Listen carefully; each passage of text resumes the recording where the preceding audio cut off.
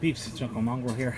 Now, Aunt Robin and I have been out of the RV for about 3.5 months while we've been living in the 1-1 condo up in New Hampshire. Thanks to 3 foot of snow and freezing temperatures.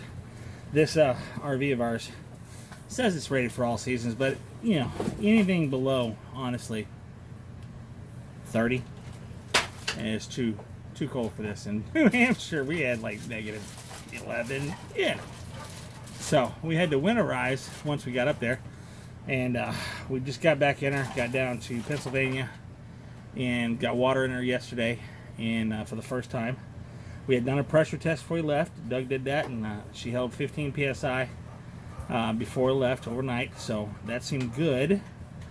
Then we turned the water on here, didn't find any leaks or anything like that. But then later on, did notice a small drip coming from the pedal on the toilet. And then I tried to use the pedal on the toilet, and nothing came out. No water. No water. Valve opened. No water coming from the pedal. That's not good. And I noticed a small little drip. Well, we just thought it was a small little drip, and I'd look at it in the morning because it was late, because we got here late, set up in the dark. We put some towels around it, thinking it's just a small drip. It's not going to be that bad. Lo and behold, about 6 o'clock this morning, old man Brody in bed gets to panting because he's hot and he wants water. So I get up, get his bowl of water, bring it to him because it's easier than lift him out of bed because he can't jump out anymore, and lifting him back into bed. And I come back and I walk over to give him his water, and I step in something, and my spider senses move. Wow, what is that? I just imagine water all over, underneath the bed, under the dresser, into the back closets and everything like that. And like, oh my God, turning on the lights, freaking out. And it turns out it just actually ran a single stream. Right, it filled up the towels, ran a little single stream right down the walk area. It didn't go under the dresser, it didn't get in the closet, didn't get under the bed, but it was right where I was standing, just enough in the pitch black to freak me the hell out. You know what I mean? Oh, hey, Aunt Robin found batteries for a flashlight. Thank you, dear. I put these extra. Woo, extra strong ones, yeah, we got for free. The Optimums. Anyway, so it got a leak. Looked at it this morning, looked inside the dead space, and there's no way to cap this line.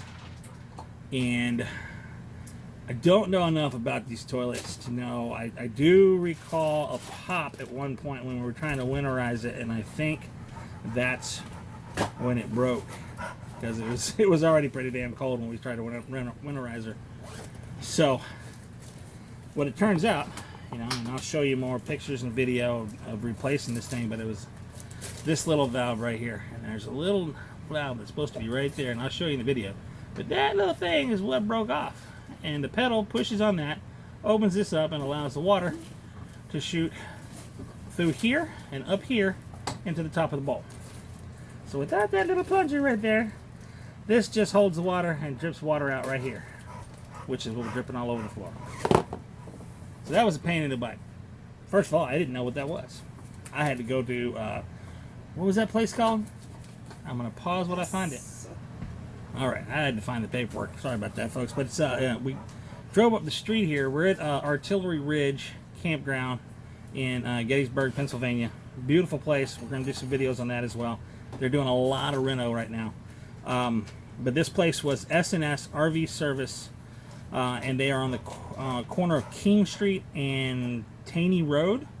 Taney Town. Oh, Taney Town. Sorry, I can't get that one right. Taney Town Road, which is where Artillery is. So they were literally 5 minutes up the road. Walked in. It says it's got a huge parts and accessory showroom. So we walked in, told the guy what had happened, and he handed me this thing. It's called a Mobile Living Fix-It. It's a Mobile Living Fix-It. Yep. So I don't even know what the hell the real part is called. Whatever. Anyway, it was a pain in the butt to get to. It was a pain in the butt to get out. But lo and behold, as you will see in the video, I got it in there. Turn the water on. Push the pedal. Till it works again. Cost us about $61 and some change and some frustration. Because whoever put that thing back there, my quarter-inch nut driver and my regular flathead were too long. It was hitting up against the bulkhead, so I couldn't get it on there. So I'm like, I don't have a short one. I found one short flathead screwdriver in this whole RV in my toolbox outside. One. I guess I'm gonna go buy some short stuff now for around here. Anyway, it's working. I'll show you the rest of the stuff in the video. First of all, I had to turn the water off. I gotta go drain the system inside. Okay, so we're hoping it's this part here, but it's not. And I take the old one out. I got a cap, so I just cap it off. All right. So that little valve sits right down there in the foot, and that actuates it back here. That releases the water into the bowl. That's what's leaking. And what is not working properly. I'm going to try and take that out. See if it's the right part. I'll let you know in a minute. You got to make sure all the water is out of the pipe system before you undo this thing. It looks like we got it all out. I'm going to take it apart now. Now, can't tell, but these two little prongs right there, they go in there and there. I'm trying to get them out while the bowl is still in place. Pain in the butt. Has one screw, fits right there, fits right there on the back. And this guy's from the factory. You gotta cut that off because it's a crimped. So I'm gonna cut that off and we'll see if this is the same part, but you can see the little plunger thing is broke. So that broke off in the freezing winter. Fun times. All right. And Mr. Brody has to be right here amongst us. Right up against me. Yeah. He's my assistant today. Alright. Now let's see.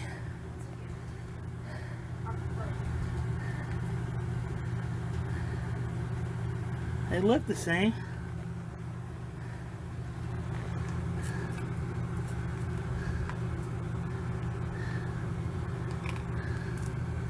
So apparently, the newer models, this little module is a little different. It didn't tell me what the hell to look for, actually. So, I'm not 100% sure what I'm looking for difference-wise.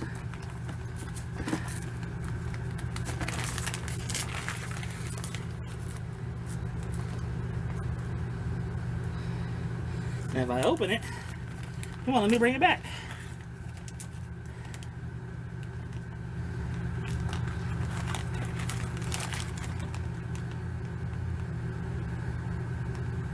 That looks like a match. That guy looks like a match.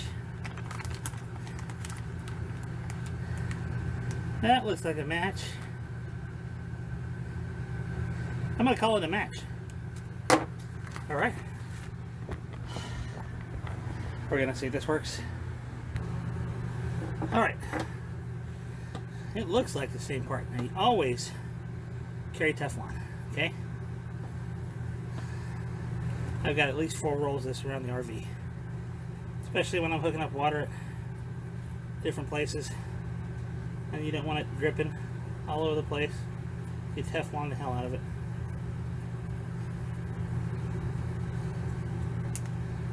Alright, so you always carry your Teflon. So that one that we had to cut is now going to be replaced by this guy. Alright, well, let's go see what we can get done. Alright.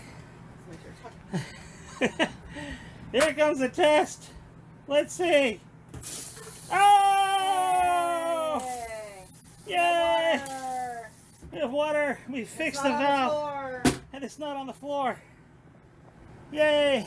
Now I get to mop it all up. Awesome. Outside. Well, thanks for being along on the journey while I fixed the busted valve. That cost $70, was it, babe? Right at 70, yeah. $70. And if we'd had somebody come out and do it, minimum $165 for just the trip out. Anyway, hopefully you learned something, and if you can, pass it on, share it, subscribe. Random access, WebTV, YouTube TV, all the good stuff, the business side of things. buymeacoffee.com/rawcom. Help us out. Buy us a coffee. Share some money. Yeah. Share, you bastards. It's been a long trip yesterday, and we've been sightseeing today, and we're just kind of goofy right this minute. I'm going to let you go before this thing gets sillier. Hey, paypal.me/rawcommunications. If you just want to drop us $1 and not say anything, that's fine. Love, peace, and bacon grease, y'all. Bacon.